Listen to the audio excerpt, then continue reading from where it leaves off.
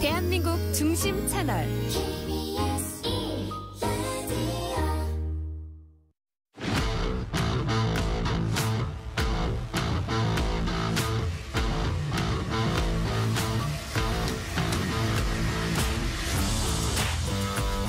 한상원의 스포츠.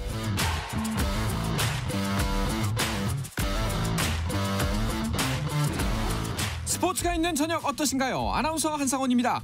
오늘 하루 이슈들을 살펴보는 스포츠 타임라인으로 출발합니다.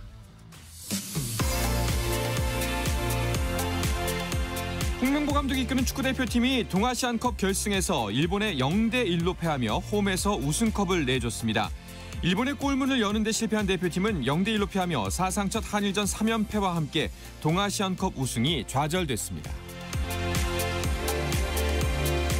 한국 축구와 악연이 있는 포르투갈 출신 지도자 카를로스 케이로스가 2026 북중미 월드컵 아시아 4차 예선을 치르는 오만 축구대표팀의 감독으로 선임됐습니다. 한국 프로야구 선수협회가 성명을 내고 키움 구단의 운영 행보가 비상식적이라고 강하게 비판하며 개선을 촉구했습니다. 선수협회는 최근 키움 구단이 특정인을 중심으로 한 기형적 인사와 낙하산 채용 비리 의혹 등으로 연일 논란의 중심에 서 있다며 이는 수년간 누적된 비정상 운영이 터져나온 것으로 선수와 팬은 물론 한국 프로야구 전체의 발전을 저해하는 행위라고 지적했습니다. 메이저리그 올스타전에서 내셔널리그가 독특한 연장전 방식인 홈런 타이브레이크를 거쳐 아메리칸 리그에 승리했습니다. 한편 템파베이 레이스가 17억 달러에 매각될 전망이라는 소식도 있는데요. 이 소식들은 잠시 후에 자세하게 전해드립니다. 2025 싱가포르 세계수영선수권대회 오픈워터 스위밍 남자 10km에서 오세범이 2시간 11분 33초 90의 기록으로 골인해 완주 기록을 인정받은 가운데 62명 가운데 41위로 대회를 마쳤습니다. 함께 출전한 박재우는 경기 중반 기권했습니다. 한국 여자농구대표팀이 국제농구연맹 아시아컵에서 인도네시아에 95대 62의 대승을 거두고 조별리그 2승 1패를 기록했습니다. 조별리그에서 각 조 1위 팀이 준결승에 직행하고 2, 3위에 오른 4개 팀이 토너먼트를 치러 4강에 합류할 두 팀을 가리는데요. 한국의 조별리그 최종 순위는 이어질 중국과 뉴질랜드의 경기 결과에 따라 결정됩니다.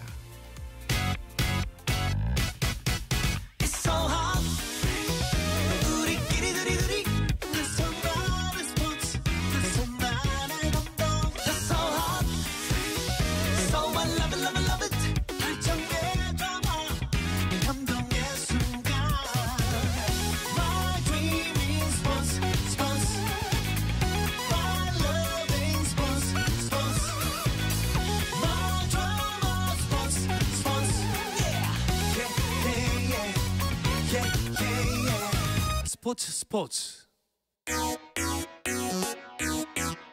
No problem. 다양한 스포츠 이야기를 나누는 정 PD와 김 기자 시간입니다. KBS 정현호 스포츠 PD, 매일경제 김지한 기자와 함께합니다. 두 분 어서 오십시오. 안녕하십니까. 자, 프로야구의 달콤한 휴식 시간이 끝나가고 있습니다. 야구 팬들에게도 잠깐 숨 돌린 시간이었을 텐데요.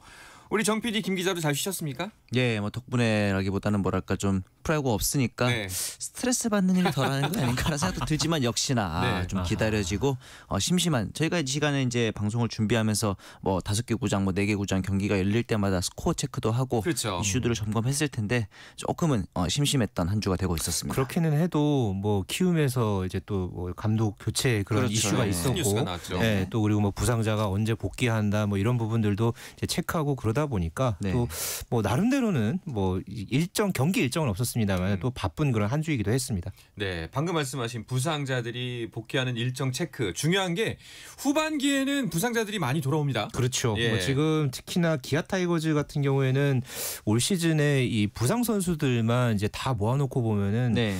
이제 한 팀을 꾸릴 수 있을 그렇죠. 정도로 사실은 조금 좀 아픈 그런 좀 이 상황이긴 합니다만은 네. 그럼에도 이제 하반기 지금 특히나 이 기아가 전반기 막판에 또 많은 또 승수를 쌓으면서 지금 순위를 많이 끌어올렸잖아요. 네. 그렇기 때문에 지금 후반기 들어서는 지금 뭐 나성범 선수를 비롯해서 김선빈 선수 또 1년여간 또 재활을 했던 이의리 선수 여기에다가 슈퍼스타 김도영 선수까지 차례로 돌아오기만을 현재 기다리는 그런 상황이고요. 네. 또 이 중위권 팀 중에서 또 가장 또 지금 이 바쁜 나날을 보내고 있었던 이 KT 위즈 같은 네. 경우에도 이제 강백호 선수 또 이 필승조의 또 중요한 또 멤버 중에 한 명이 이 손동현 선수의 그렇죠. 컴백을 이제 마지막 퍼즐로 삼고 현재 기다리고 있는 상황입니다. 또 롯데에서는 이 윤동희 선수가 네. 지금 또 이제 부상에서 지금 복귀를 좀 이제 준비를 하고 있다고 하는데요. 최근에 재검진에서 이상이 없다라는 그런 진단을 받았다고 합니다. 그러면서 퓨처스리그 경기를 뛰면서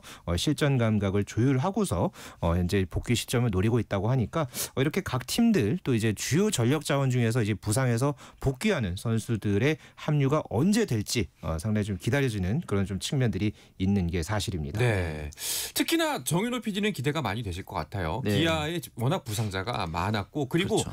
뭐 전반 마지막에 좀 주춤했습니다만 기세가 워낙 좋아졌잖아요. 네, 특히 이 한평 타이거즈라고 할 정도로 네. 이 퓨처스리그에서 올라온 선수들이 기대 이상의 활약을 보여주면서 이렇게 된다면 후반기 때 과연 이 주전 선수들이 복귀를 했을 때 한평 타이거즈 이 퓨처스리그 선수들이 다시 내려갈지 아니면은 본인의 자리를 사수해낼지 이게 제 개인적으로는 이 후반기에 있어서 가장 관전 포인트가 될 것으로 보입니다. 네.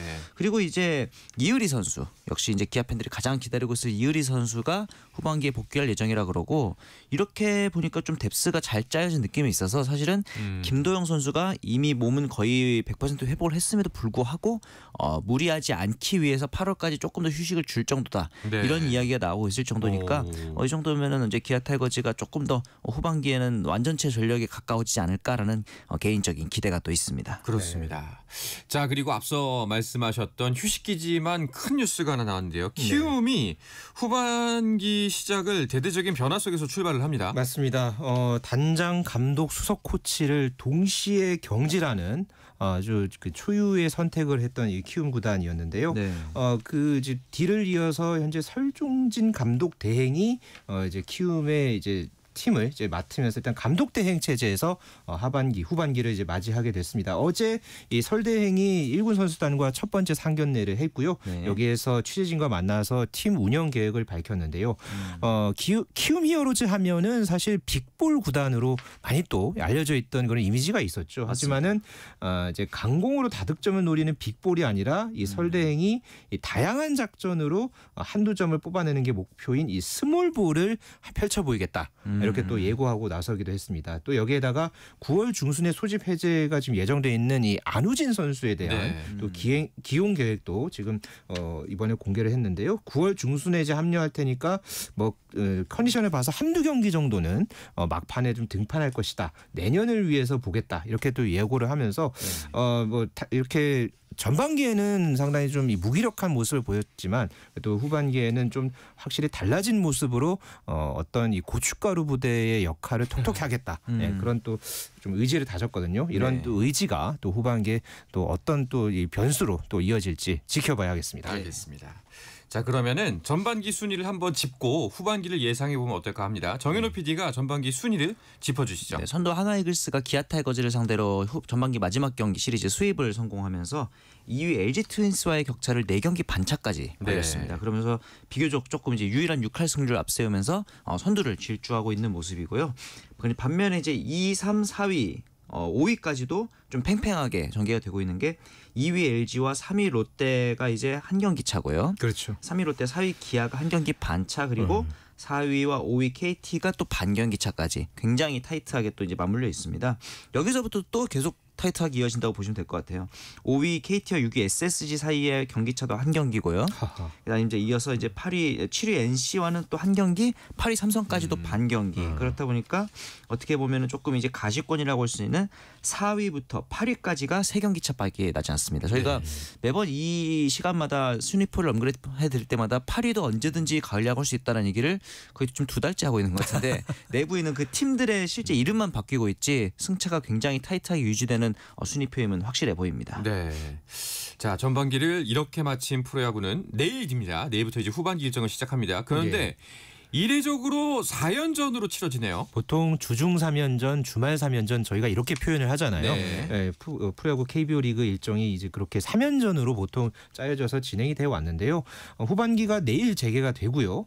목금토일 4연전 일정을 맞이하게 됩니다. 그렇습니다. 이렇게 된 거는 올해 올스타 휴식기가 선수들의 컨디션을 고려하면서 기존 4일에서 6일로 늘어났거든요. 네. 그러면서 17일부터 20일까지 개막 2연전을 붙여서 그것도 이제 동일한 대진으로 해서 4연전 일정이 짜여지게 된 겁니다. 네. 그런 만큼 이제 4경기를 치르는 거기 때문에 아무래도 뭐 2승 2패 뭐 이런 이제 성적보다는 3승 1패 이상의 성적을 거둔 팀이 이후에 또 이제 순위 레이스를 펼치는 데 있어서 좀 더 유리한 고지를 밟을 그럴 가능성이 좀 더 커지게 됐습니다. 그렇습니다. 뭐 방금 전에 말씀드렸지만 순위표가 굉장히 다닥다닥 붙어있기 때문에 이번 4연전을 통해서도 앞서 말씀드린 순위표 자체가 크게 변동할 가능성이 있습니다. 맞습니다. 그러면은 어떤 대진으로 4연전이 펼쳐지는지 김지한 기자가 정리해 주시죠. 네, 현재 선두를 질주하고 있는 한화 이글스가 KT 위즈와 또 수원에서 원정 경기로 후반기를 시작을 합니다. 그리고 현재 또 상위권에 이 두 팀이죠. 롯데와 LG가 잠실에서 후반기 첫 레이스를 이제 첫 레이스에서 맞대결을 펼칠 예정이고요. 네. NC와 기아가 광주에서 만납니다. 그리고 두산과 SSG가 인천에서 또 키움과 삼성이 대구에서 각각 맞대결을 펼칩니다. 그렇습니다. 일단은 가장 눈길을 끄는 거는 2위와 3위의 대결입니다. 롯데와 LG가 개막전 그때 2연전 이후 또다시 만나네요. 그렇죠. 이제 대부분의 팀들이 이번 시리즈 시작 때 에이스 투수를 등판시킬 가능성이 높다라고 봤는데 의외로 이 외국인 투수인 치리노스 선수가 이 로테이션에서 가장 나중인 22일 기아전에 나설 것이다라고 이제 염경엽 감독이 발표를 했어요. 그래서 왜 그런가 하면은 치리노스 선수 현재 재활 치료 명단에 들어가 있기도 하고 전반기 막판에 페이스가 좀 떨어지는 모습을 보였거든요. 아무래도 이닝을 가장 많이 소화했다는 그 점 때문에 좀 휴식을 주는 것으로 보이고 한 가지 또 특이한 점이 로테이션에 조금 변동이 있습니다. 좌완 투수인 손주영 선수와 송승기 선수를 연달아 붙이지 않기로 했다. 이런 이야기를 또 했거든요. 이 두 투수의 스타일이 좀 비슷하다 보니까 송승기 뒤에 나오는 손주영 선수가 이번 시즌 성적이 좀 좋지 않은 게 아니냐. 그래서 아마 중간에 임창규 선수가 나온다든가 대체 선발이 투입되는 이런 식의 로테이션 변화를 가져가지 않을까라는 또 생각이 해봅니다. 알겠습니다. 자, 그리고 전반기 막판 스포츠가 대단했던 한화가 5위 KT를 만나네요. 예, KT와 한화 두 팀 상당히 좀 갈 길 바쁜 그런 상황이죠. 한화 입장에서는 2, 3위 팀들의 추격을 최대한 더 벌리는 게 아마 후반기 이제 초기에 이제 보여줘야 할 그런 목표가 되겠고요. KT 입장에서는 좀 더 이제 따라 붙어야 하는 입장에서는 이번 이 4연전이 상당히 좀 중요하게 또 이제 보여질 겁니다. 여기에다가 이제 SSG 지금 KT와 지금 한 경기 차로 지금 바짝 뒤쫓고 있죠. SSG가 또 이제 두산과 또 4연전을 이제 맞대결을 펼치고 있는데 두산 입장에서도 사실 이승엽 감독이 물러난 다음에 조성환 대행 체제에서 조금 이제 주춤했다가 좀 기복을 드러냈던 그런 좀 전반기를 보냈잖아요. 그렇죠. 이전 기복을 드러냈던 모습을 좀 버리고 과연 이제 두산이 또 하반기에는 좀 어떤 모습 보여줄지 이것도 좀 지켜봐야 되겠습니다. 네. 자, 그리고 기아는 NC를 홈으로 불러드립니다. 네, 광주에서 NC와 4연전을 치르게 되는데 이 경기에서 아마 기아 팬들의 가장 관심은 이의리 선수가 과연 언제 복귀해서 던지느냐가 될 것 같아요. 일단은 지금 구단의 발표에 따르면 금요일 또는 일요일 경기에는 등판하지 않을까라는 얘기를 하고 있고 여기서도 이제 로테이션상에 좀 변화가 필요한 것이 지금 아담 올러 외국인 투수 올러와 또 이제 윤영철 선수가 부상으로 이탈해 있는 상황입니다. 그러다 보니까 대체 선발이 필요한 상황인데 이의리 선수도 복귀 전이다 보니까 투구수를 많이 가져가기 어렵고 대체 선발 역시 좀 그 긴 이닝을 소화하기 어려울 수 있다 보니까 이 두 선수가 붙어서 나오는 경우에는 불펜 소모가 많을 것이다. 그래서 금요일과 일요일에 대체 투수 그리고 이의리 선수가 나눠서 던지지 않을까라는 식의 이제 전망을 좀 가져가고 있고요. 목요일에는 일단은 기아는 내일 선수를 앞세울 예정입니다. 알겠습니다.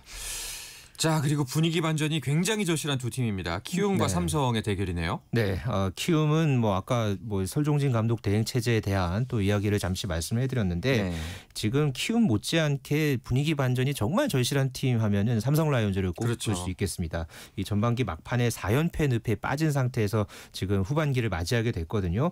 사실 삼성 타선이 리그에서는 현재 거의 대부분 지표에서 상위권에 있습니다. 하지만은 지금 불펜진이 좀 아쉽거든요. 이 불펜의 평균 자책점이 4.72. 현재 KBO 리그 전체 7위에 머물러 있는데요. 오승환 선수, 김재윤 선수 이런 베테랑 선수들이 조금 이 무기력한 모습을 보여줬습니다. 이 선수들의 반전이 있어야만이 삼성 입장에서는 좀 더 순위 상승을 할 수 있는 그런 동력을 얻을 수 있을 텐데 그렇죠. 과연 이 첫 4연전에서 좀 어떤 모습 보여줄지 한번 봐야겠습니다. 알겠습니다.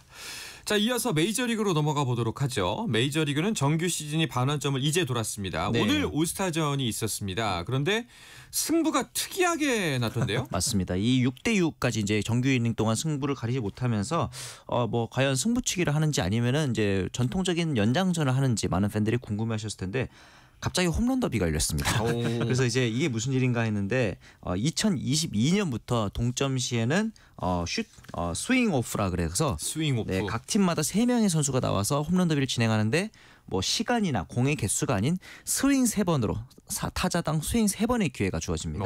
그래서 이 스윙 3번으로 경기 결과가 또 결정되는 그런 상황이 있었거든요. 오늘 역시 이 스윙 오프에서 가장 압도적이었던 선수는 카일 슈아버 선수죠. 카일 슈아버 선수 스윙 3번으로 홈런 3개 쳤습니다. 깔끔하게 네. 3스윙 3홈런으로 네. MVP까지 타내는 굉장히 아름다운 결과를 만들어냈었고 한 가지 또 재밌는 거는 이 내셔널리그에 극적인 동점을 만들었던 피트 알론소 선수가 이제 어떤 면에서 봤을 때는 MVP에 가장 유력하다 볼 수 있었는데 이 스윙 오프 마지막 타자였거든요. 그런데 슈아버 선수가 너무 잘 쳐버리는 바람에 알론소에게 기회가 가지 않았어요. 그래서 알론소 입장에서는 MVP 타낼 수 있었는데라는 조금은 아쉬울 수도 있었던 그런 승리였습니다. 네. 자, 그리고 올스타전에 자동 투구 판정 시스템 우리에겐 익숙하죠. ABS가 도입된다고 해서 이 부분도 관심을 모았죠. 우리나라에서는 말씀해 주신 대로 ABS가 정말 이제는 익숙해졌죠. 네. 네, 모든 공의 스트라이크 여부를 판단을 KBO에서는 하고 있습니다만은 오늘 이 메이저리그 올스타전 보신 분들은 조금 특이한 장면을 아마 이제 목격을 하셨을 겁니다. 네네. 1회 그 상황이었죠. 이 매니 마차도가 이 볼 카운트 2 스트라이크에서 이 ABS 이제 이 판독에서 결국 이제 아웃이 됐는데 여기서 이제 그 딱 스트라이크 존 하단 경계선에 걸쳤어요. 그런데 이게 주심이 볼로 판정을 하자 거기에 이제 아메리칸 리그의 포수 이 칼 롤리와 또 이제 선발 투수 타릭스 쿠벌이 네. 서로 이제 비디오 판독을 요청했습니다. 이거를 요청을 할 때 머리 이렇게 툭툭 치면서 네네. 예 그리고 이제 요청 사인을 보냈고 바로 이제 여기서 이제 전광판에 이게 이제 스트라이크 존에 걸쳤는지 판독 결과가 딱 나오니까 거기서 스트라이크가 이제 나온 겁니다. 그래서 네. 주심이 이제 스트라이크로 정정을 해서 판정을 했고 결국은 이 스트라이크 아웃으로 연결이 됐는데요. 이렇게 메이저리그에서 ABS 시스템으로 스트라이크 볼 판정이 뒤집힌 거는 이제 공식적으로 이 올스타전에서 이번이 이제 처음 있는 사례로 그렇겠네요. 상당히 주목을 받았고요. 앞서서 메이저리그 시범 경기에서도 시범 운영을 이 ABS를 지속적으로 해왔는데 네. 이 챌린지 결과로 해서 보면 52.2% 판정이 번복됐다고 합니다. 그만큼 또 시범 경기에서 테스트도 거쳤고 이렇게 또 올스타전에서도 이 번복 상황이 나오면서 과연 이제 내년 시즌에 이 ABS를 과연 메이저리그 전 경기에 도입하는 그런 결정까지 이제 하게 될지 네. 이 부분 좀 두고 봐야 하겠습니다. 알겠습니다. 또 그리고 올스타전 하면은 홈런 더비잖아요. 앞서 홈런 이제 더비는 어떻게 됐나요? 말씀드렸던 롤리 선수가 홈런 더비에서도 우승을 차지했습니다. 그러면서 포수 출신으로서는 첫 홈런왕이 홈런 더비의 우승자가 됐고 네. 현재 홈런 선두인 선수가 또 홈런 더비에서 우승을 따내기도 했고요. 이번 전반기에만 벌써 38개 홈런을 쳐내면서 메이저리그 역사상 전반기 홈런 개수 2위에 올라 있는 롤리 선수이기 때문에 이렇게 되면서 이 저지 오타니 롤리의 홈런 대결 3파전이 또 후반기에 메이저리그 관전 포인트가 될 것으로 보입니다. 그렇습니다.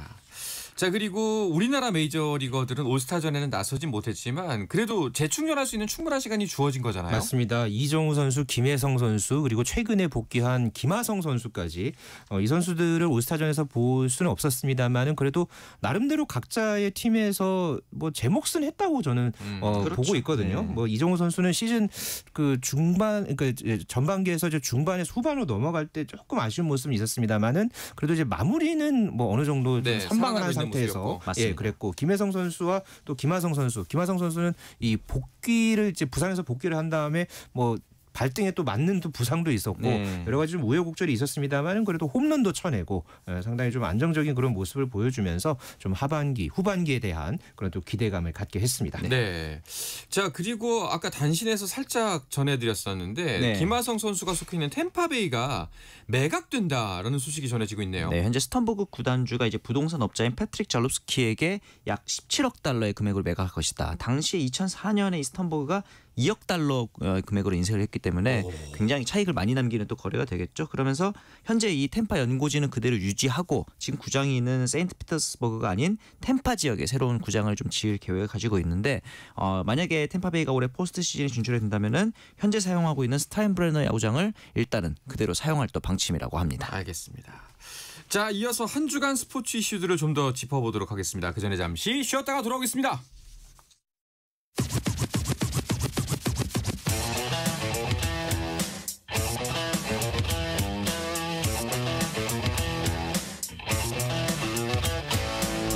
짜릿함이 살아있는 시간. 한상원의 스포츠. 네, 어떤 스포츠 이야기도 나눌 수 있는 정 PD와 김 기자 시간입니다. 정현호 KBS 스포츠 PD, 매일경제의 김지한 기자와 함께하고 있습니다. 자, 한 주간 스포츠 이슈들을 좀 더 짚어보도록 하죠. 또 어떤 소식들이 눈길을 끌었나요? 네, 여자 배구 대표팀 관련 소식을 저희가 매주마다 전해드렸는데 결국은 발리볼 네이션스 리그에서 잔류에 끝내 실패하는 좀 맞습니다. 안타까운 소식이 있었습니다. 또 양궁 대표팀의 또 기분 좋은 소식이 또 반면에 있기도 했는데요. 네. 강채영 선수가 스페인 마드리드에서 열린 양궁 월드컵 4차 개인전에서 우승을 했고요. 또 여자 단체전도 석권을 하면서 이 대회 2관왕을 달성한 소식도 있었습니다. 네. 또 이 테니스 메이저 대회 윈블던 대회에서 얀닉 신네르 선수가 이탈리아 선수 최초로 이 윈블던 남자 단식 정상에 오른 그런 소식도 지난 주말 사이에 있었습니다. 네. 우리나라 여자 배구가 결국엔 강등이 됐습니다. 이 3주차 경기에서 네. 적어도 1승은 했었어야 하는데 그렇죠. 그 1승이 그렇게 어렵네요. 캐나다에게 결국 거둔 1승이 마지막 1승이 되면서 네. 참가국 가운데 최하위로 대회를 마치면서 내년부터는 뛸 수 없는 상황이 되었는데 이렇게 되면서 이제 이 국제 대회 부진이 국내 리그까지 좀 악영향을 미칠까 하는 또 이제 걱정 어린 목소리도 있었고 작년 대회에서는 어쨌든 태국과 프랑스를 꺾고 2승을 기록했었기 때문에 작년보다 조금 더 아쉬운 성적이 나왔다는 점에서는 앞으로는 소위 말하는 포스트 김연경에 좀 대비하는 모습이 필요하다는 지적이 있습니다. 네.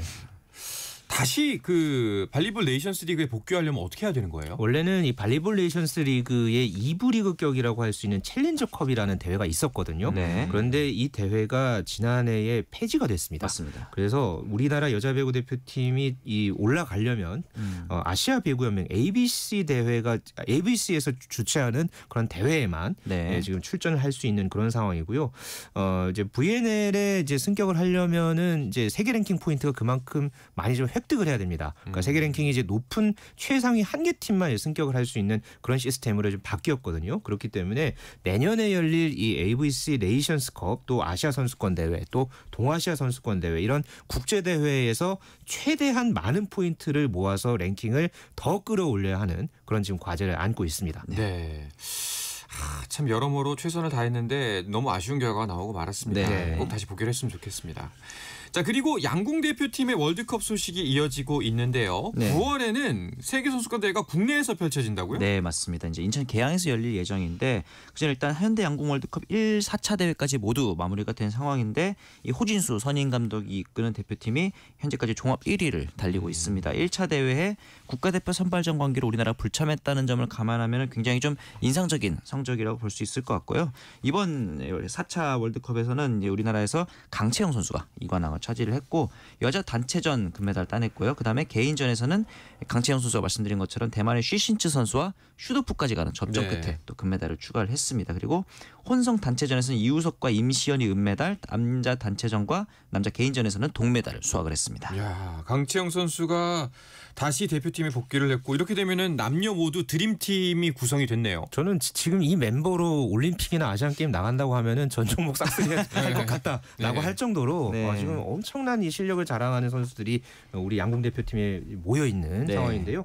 남자 대표팀 같은 경우에는 작년 파리 올림픽을 이제 석권했던 멤버들 김우진, 김재덕, 이우석 이 선수들이 그렇죠. 그대로 이번 대표팀에 합류를 했고요. 여자 대표팀도 이 올림픽 3관왕 임시연 선수 비롯해서 또 도쿄올림픽 3관왕이었던 안산 선수가 다시 대표팀에 입성을 했고요. 맞습니다. 또 이 강채영 선수도 지난해 파리올림픽에서는 볼 수 없었습니다만은 이번 선발전에서 안산 선수와 공동 2위에 올랐습니다. 맞습니다. 그러면서 이렇게 대표팀에 재발탁이 됐고 또 이번 4차 월드컵에서 2관왕을 달성하면서 다음 오는 9월에 광주에서 열릴 세계선수권에서 정말 이 선수들이 어떤 성적 낼지 벌써부터 기대가 됩니다. 그렇습니다. 진짜 이맨 보면은 세계 선수권 대회 특히나 이제 우리 홈에서 열리니까 네. 전관왕 노려봐도 되겠죠? 네, 이 광주 세계 양궁 선수권 같은 경우는 9월 5일부터 열릴 예정인데 16년 만에 국내에서 열리는 만큼 좀 종합 1위를 목표로 하고 있습니다. 그러면서 이 11일부터 다음 달 11일부터는 진천 선수촌 내에서 좀 스페셜 매치를 준비하는 등 우리나라 양궁 대표팀 특유의 좀 과학적이고 체계적인 훈련을 또 준비하고 있습니다. 네.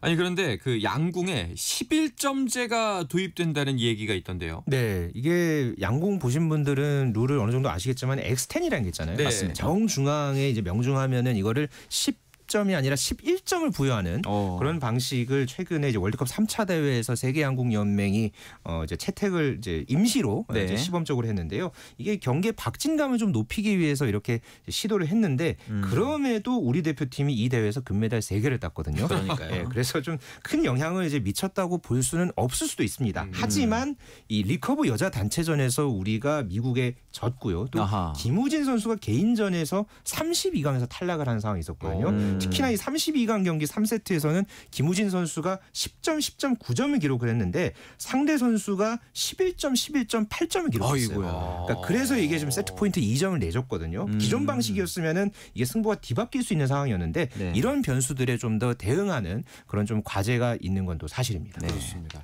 뭐 양궁 그 규칙의 변화의 역사는 그 대한민국 저지의 역사까지기 때문에 맞습니다. 이번에도 잘 이겨낼 수 있을 거라 생각이 듭니다. 맞습니다. 자 그러면은 윈블던 테니스 대회 소식도 정리를 해볼까요? 네, 남자부에서는 야닉 신너 선수가 이제 대회 3연패를 노리던 알카라스를 3시간 4분 만에 제압을 했고요. 그러면서 이제 통산 4번째 메이저 대회 우승을 또 다니게 됐습니다. 이러면서 야닉 신너 같은 경우는 이제 프랑스 오픈만 승리를 하면은 커리어 그랜드슬램의 달성을 정말 어린 나이에 빠르게 치고 올라온 그런 케이스가 될 것 같고요. 3시간이 넘었던 남자부와 다르게 여자부 같은 경우는 이가 시비용테크 선수가 아니시모바 선수를 무려 1시간도 안 걸렸습니다. 1시간도 안 걸렸어요? 57분 만에 제압을 해버렸습니다. 저도 이런 경우는 네. 거의 처음 본 것 같아요. 이게 테니스 단식 결승에서 이렇게 1시간도 안 걸린 경우는 굉장히 이례적인데 이게 왜 그랬냐면은 2대0인데 이 스코어가 6대0, 6대0 소위 말하는 이 더블 베이글 스코어가 나왔거든요. 이 기록 자체가 윈블던 여자 단식에서 이 더블 베이글 스코어가 나온 것은 1911년 이후 114년 만에 기록이 되겠습니다. 그리고 이제 다른 프랑스 오픈까지 타지더라도 1988년에 슈테피 그라프 이후로 굉장히 오랜만에 37년 만에 나온 기록이거든요. 이러면서 이제 시비용 테크 선수 역시 조금씩 좀 부진했던 모습을 이제 이겨내고 이제는 이제 호주 오픈 우승만 추가하면 시비용 테크 역시 커리어 그랜드슬램 달성에 좀 한 발짝 앞으로 다가선 상황이 되겠습니다. 이제 이 두 선수가 이제 내년에 과연 이 커리어 그랜드슬램을 달성할지 상당히 좀 주목해서 보시면 좋을 것 같습니다. 알겠습니다. 자 그러면 이야기를 끝으로 이번 주에 정 PD와 김 기자는 마치도록 하겠습니다. KBS 정현호 스포츠 PD, 매경제 김지한 기자와 함께했습니다. 두 분 고맙습니다. 감사합니다. 네, 전국적으로 많은 비가 내리고 있습니다. 비 피해 입지 않도록 시설물 관리와 안전사고에 주의하시기 바랍니다. 저는 내일도 저녁 8시 30분에 돌아오겠습니다. 한상원의 스포츠.